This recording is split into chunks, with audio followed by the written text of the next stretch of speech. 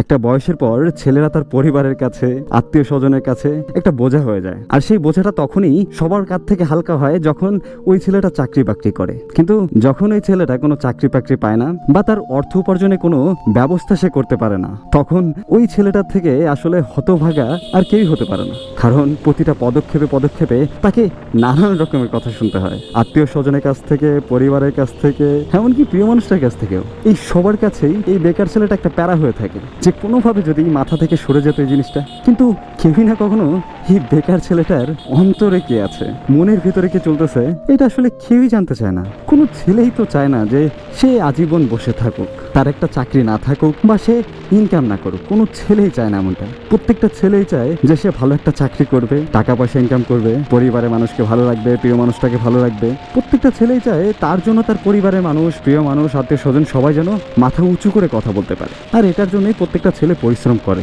যখন একটা ছেলে চাকরির জন্য একের পর এক কোম্পানিগুলোতে দৌড়াতে থাকে বা গভর্নমেন্ট চাকরির জন্য অ্যাপ্লাই করতে থাকে, দিন শেষে যখন সেই ছেলেটা কোনো কুল কিনারা পায় না, তখন সে যে মানসিক যন্ত্রণায় ভুগতে থাকে সেটা আসলে কেউই বুঝতে চায় না। না পরিবার বুঝতে চায়, না আত্মীয় স্বজন বুঝতে চায়, না প্রিয় মানুষ বুঝতে চায়, না পাড়া প্রতিবেশী বুঝতে চায়। কেউ বুঝতে চায় না। সবাই শুধু একটা জিনিসই পারে, সেটা হচ্ছে কিভাবে তাকে ছোট করে দুটা কথা বলা যাবে।